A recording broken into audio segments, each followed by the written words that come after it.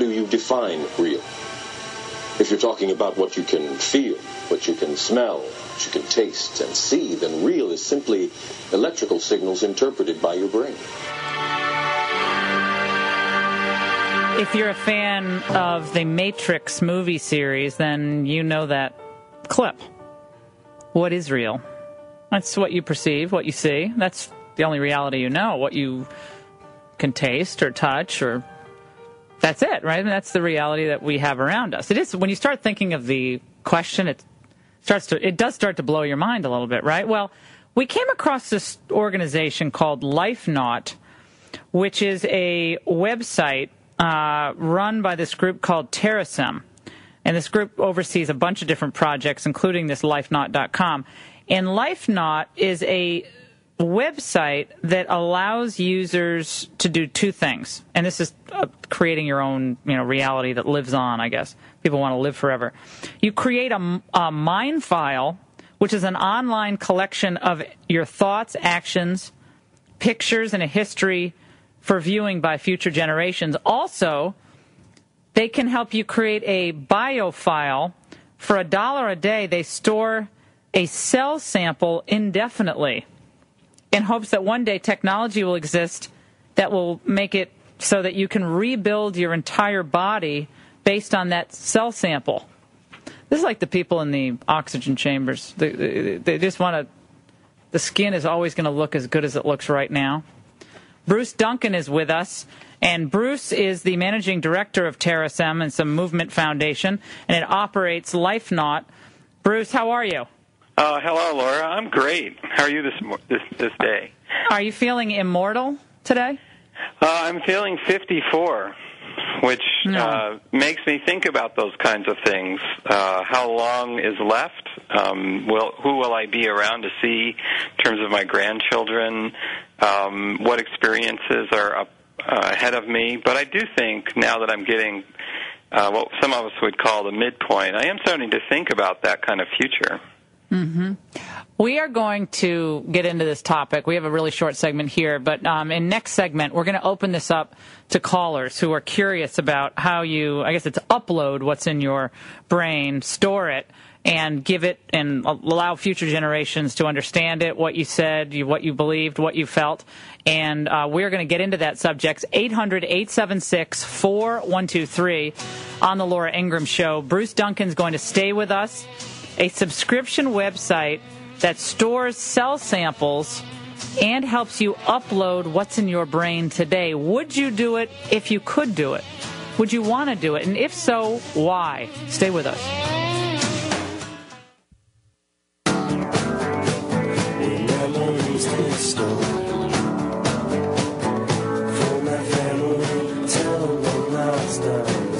Back on the Laura Ingraham Show, Out of Mind, Out of Sight by Wilco. Well, if you're out of sight, are you out of mind? When you pass on, when you die, is it? I mean, I guess a lot of people are coming to grips with this internal conversation. What next? What's next for me? Well, there are a lot of people who want to live forever. Well, I think they're going to live forever on this earth, and for those of us who believe in eternal life, real eternal life, then I don't sit around worrying about it. It's not something that it bothers. I mean, eternal life is all that I need to hold dear, and that's what I'm hoping for. That's what I'm striving for. But Bruce Duncan heads up this group that will help you upload your brain. And I mean that upload what is in your brain to a computer and store a cell indefinitely that perhaps can be used in the future to recreate yourself with nanotechnology and so forth. And Bruce, I want to ask you just technically, how do you upload, or how will you, as the process gets more defined, how will you upload the contents of one's brain?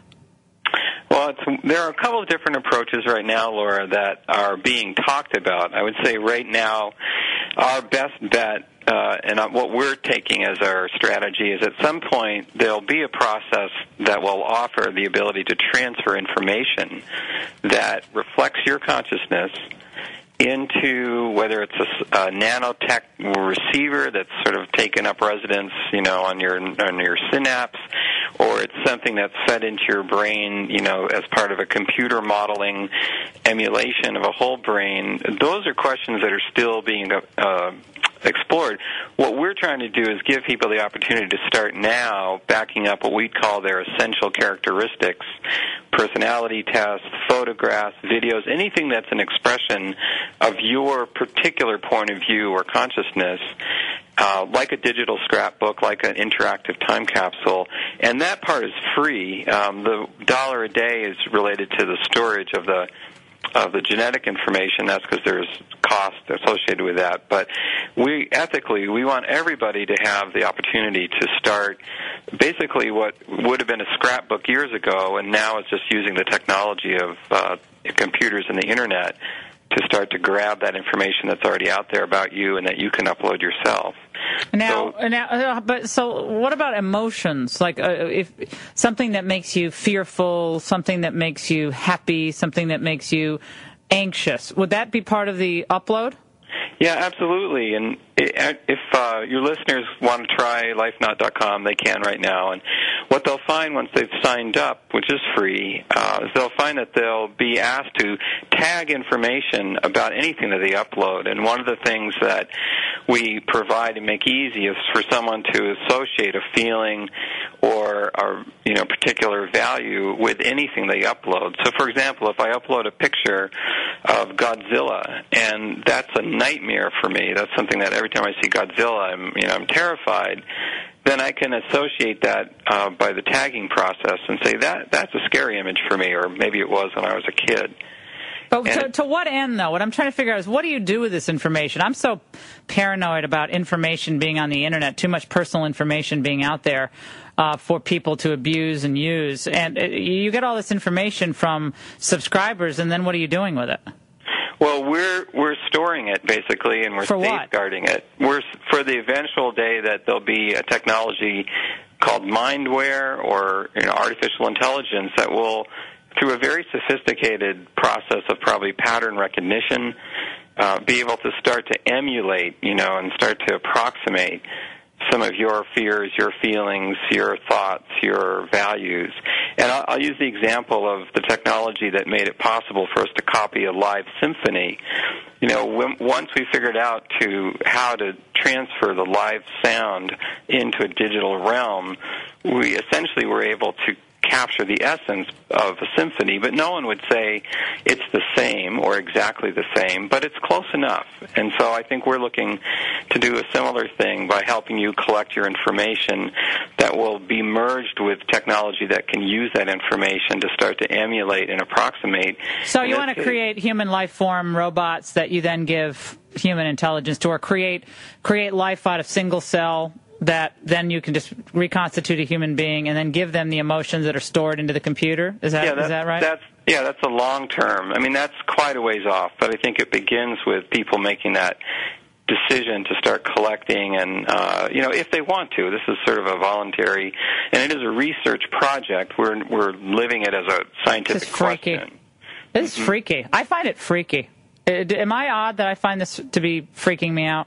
No, I don't think... I just think it seems creepy and freaky. First of all, I don't like the idea of manipulating human cells to create life forms. I find life to be sacred and life to be connected to a story of faith and a narrative of faith. So for me, this is completely antithetical to what I believe in. I'm fascinated by it, and I'm fearful about what this will lead to, the elimination of people who don't live up to a certain ideal that's computer generated, elimination of people with disabilities, elimination of people with heart conditions. Those people can be targeted and eliminated. I know that sounds like what is it, Island of Dr. Moreau, or The Island? Remember those films creating these scary life forms? I think Laura, the road you go down is frightening. Yeah, I think, Laura, it's healthy, I think, for human beings to be very, very thoughtful about how we use our tools, because as we've seen with the recent,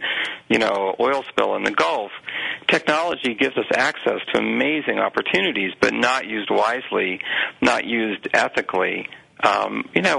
We can't blame the pipe in the ground. It's the people that put the pipe in the ground, and I think we're committed to making sure that, at least from Tara Sem's perspective, when that time comes that this information can be used, it's going to be used, I think, and our commitment is as ethically as possible. But your reaction of feeling creeped out or feeling afraid, there's a couple of different reactions we get. We live in a small town, in a rural village in northern Vermont. So we see people every day, and one reaction is, wow, technology is out of control and it's going to ruin our lives.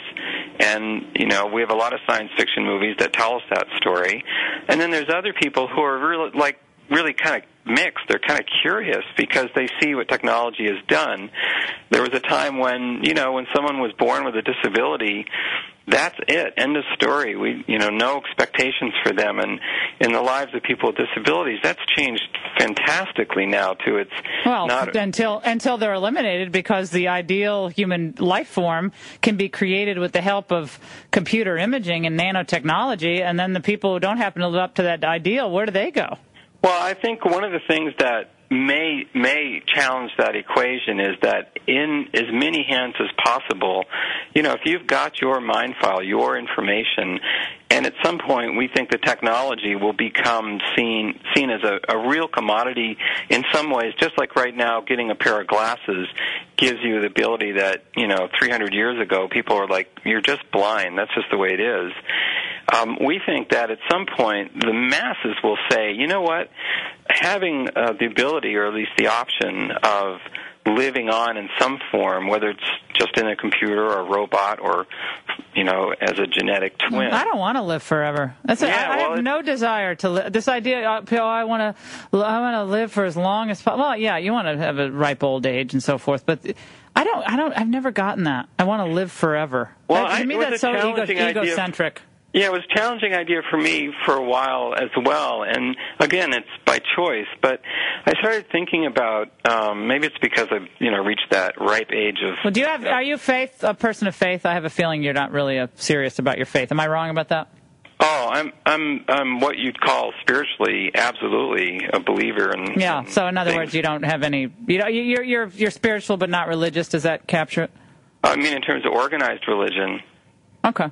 All right. Yeah. So this is, but the science for a lot of people is religion. I mean, it is a type of religion. It's a type of dogma. I wouldn't say science is my religion. I'd say I have a grounding in, what I would call a profound faith in the human spirit, and whether it's organized or not. But I'm not I wouldn't say I'm sort of one of those folks that says that's all there is just the ones and zeros. This is like another tool.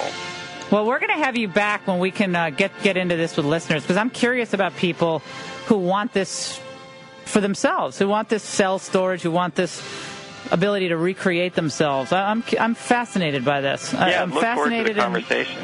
Absolutely, Bruce. We appreciate it. Bruce Duncan from LifeNaut, LifeNaut.com. We have a break, and we come back. The Soundbite Contest. Don't go away. The Laura Ingraham Show.